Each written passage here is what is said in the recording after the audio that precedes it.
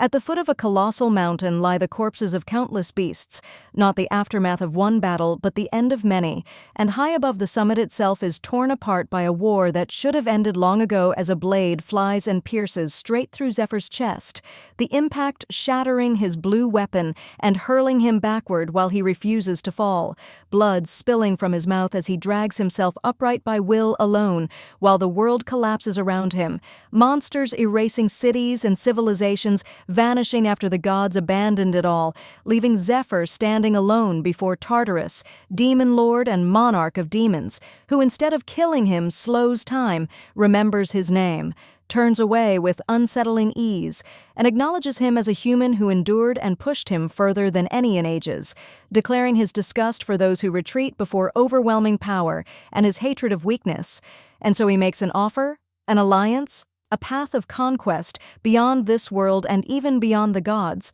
which Zephyr understands immediately is not mercy, but possession. His body already finished, yet as Tartarus extends his hand, a memory cuts through the pain. A woman he lost to this war, and Zephyr reaches out, their hands meeting as blue energy bleeds from his body, and he meets the demon lord's gaze and gives his answer, telling him to fuck off as the spell detonates and power tears through the summit, collapsing the mountain so that when the dust clears, Tartarus still stands staring in disbelief at the ash where his hand once was, while Zephyr's body lies burned and broken and darkness finally takes him. Yet death does not claim him, and Zephyr awakens whole inside the pantheon of the gods, where an angel named Mercedes, senior angel of mercy, addresses him calmly and tells him the truth without hesitation, that the gods watched everything not with concern, but with amusement. His resistance, his suffering, and the fall of humanity all entertaining them,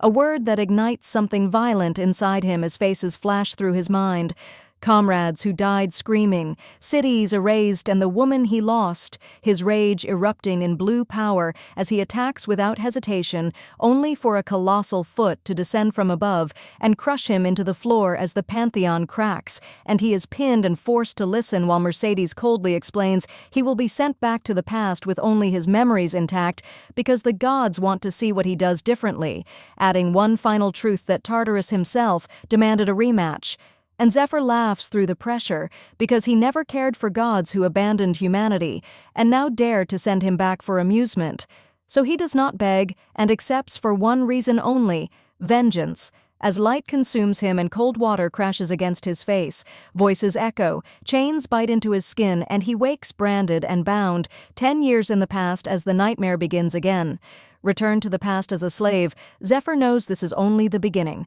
Armed with future knowledge, he begins clawing his way up from the lowest rung of the human hierarchy. Beyond dragons and monstrous beasts, he will face enemies draped in faith, men who weaponize belief, and gods who watch from above, where a single misstep means annihilation. Driven by the hope of changing humanity's fate and the longing to reunite with those he lost, Zephyr steps onto a path that will shake the world itself.